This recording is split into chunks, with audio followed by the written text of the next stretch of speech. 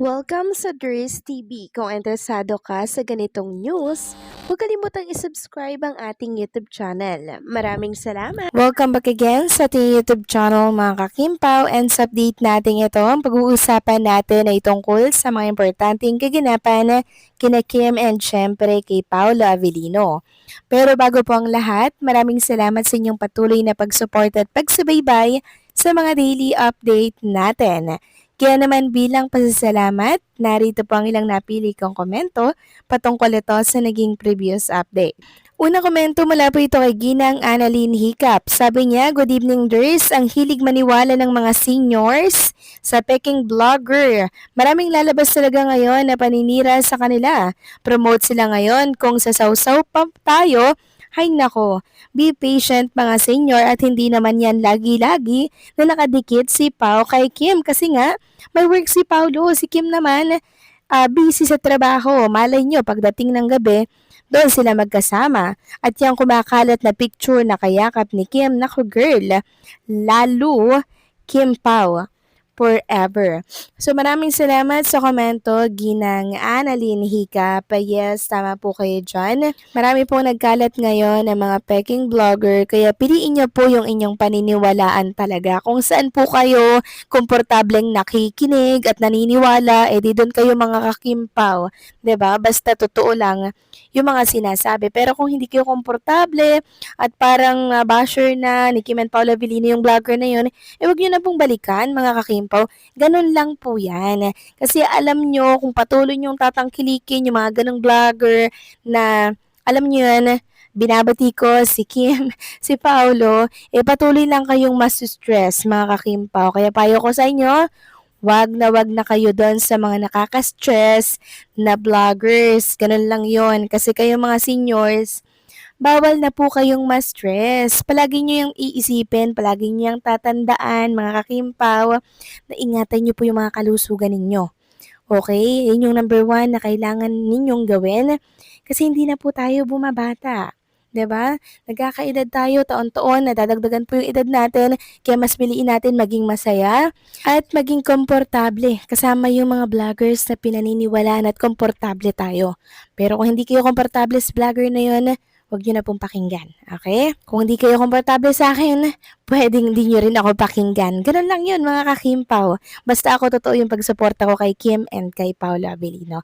So maraming salamat sa komento Ginang Annalyn Hiccup. God bless and mabuhay kayo. Next comment mula naman po kay Ginang Nenita. Sabi niya dito, "Ders, please wag kayong maniwala sa isang channel na sinisiraan ng Kim Pao. No need to worry dahil baliktad yan." Sabi ni Paolo sa mga interviews lately, anong purpose daw na mabuo ang relasyon? Ang point ni Paolo, once magkarelasyon siya, syempre may plano siya sa future nila. At ito, panghawakan nyo mga Kim Paulandia.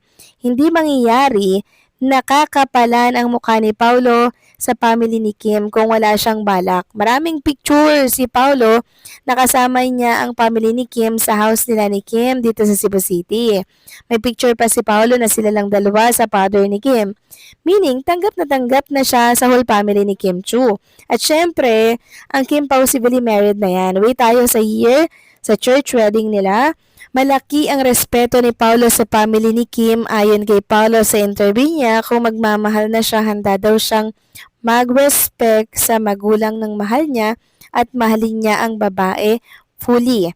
Meaning, ibubuhos niya lahat ang pag-ibig niya. At yan ay si Chinita dahil sila ngayon ay may plano sa buhay. So maraming salamat sa komento, Ginang Nenita. So yes, tama po kayo dyan. Huwag tayong naniniwala sa sabi-sabi po ng iba na sinisiraan na si Kim and si Paolo Avellino. Sabi ko nga po, kung hindi kayo komportable sa mga pinagsasabi na pinapakinggan po ninyong supporters or vlogger ni Kim and Paolo, huwag nyo na pong balik-balikan yan. Okay? So maraming salamat sa komento Ginang Nenita. God bless po and mabuhay kayo. So ito na nga, pag-usapan na natin ang mga balita po na nakalap natin sa gabing ito. At unahin na nga natin pag-usapan ng tungkol dito sa mga BTS ni Chinita and Paolo Avellino na kung saan sobrang nakakatunaw po talaga. Sabi nga dito ng Kim Pao Couple Forever, nako si Kimi, hindi niya talaga kaya ang pagkaklingi ni Paolo ay ni Vincent. Parang kapag eye to eye, hindi na kaya ni Kimi tumagal. Ano pa kaya silang dalawa lang? Gaano kaya kaklingi ng isang Paolo kay Chinita?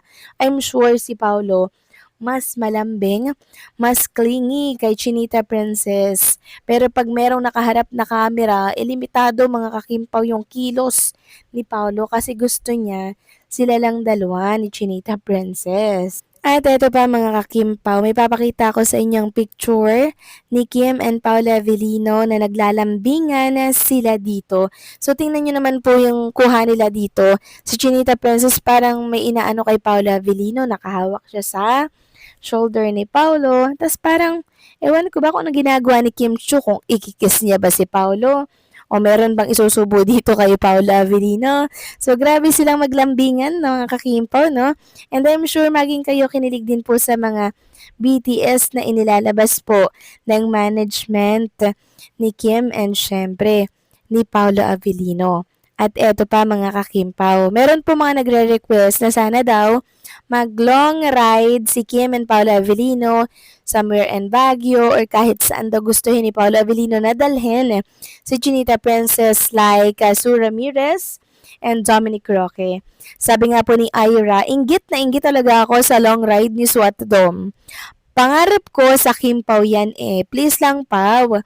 Iyain mo si Kimi mag-long ride sa Baguio or maski saan mo siya gustong dalhin. So baka nag-long ride na yan, hindi lang natin nakikita, hindi lang natin alam kasi nga po sobrang private ni Kim and Paolo. Siguro maraming beses na nilang nagawa yung long ride na yan at since may mga helmet, hindi natin alam, hindi natin nakikita kasi nga nakatabon ng helmet yung mukha ni Kim and Paolo. Kaya possible na nakapang long ride na yan sila sa Baguio or somewhere sa basta malalayong lugar. Kasi si Paolo hilig niya talagang magmotor. So why not dalhin niya si Chinita Princess doon? Yun nga lang mga kakimpaw nakakasad sa part natin kasi pinagdadamutan tayo ni Kim and Paolo Avellino na i-share sa atin yung mga ganap nila kasi super private po ni Paolo Avellino. Ganun na din si Chinita Princess. Hawa-hawa na sila mga kakimpaw. Ganyan po nila pinoprotektahan yung relationship, kung ano man po yung meron sa kanila. Kaya ang mga bashers, wala pong makita na ikakasira ni Paolo at ni Chinita Princess kasi nga po hindi po sila ma-social media. Hindi sila ma-share sa social media. Ganyan yung gusto ni Paolo. Iniingatan yung privacy, hindi po pinapangalandakan kung ano yung ganap sa kanila. 'Di ba nalalaman na lang natin, nasa ganito pala kasi kinalat ng isang fan, kinalat ng staff doon, ganun lang. Pero yung sila mismo yung magpo-post, hindi mga kakimpaw. Kaya thankful na lang talaga tayo sa mga makukulit na nagsishare po ng kanilang mga picture na kuha kay Kim and kay Paolo. So, paano mga kakimpaw? Hanggang dito na lang muna ang ating update. Maraming salamat po sa inyong patuloy na pagsuporta.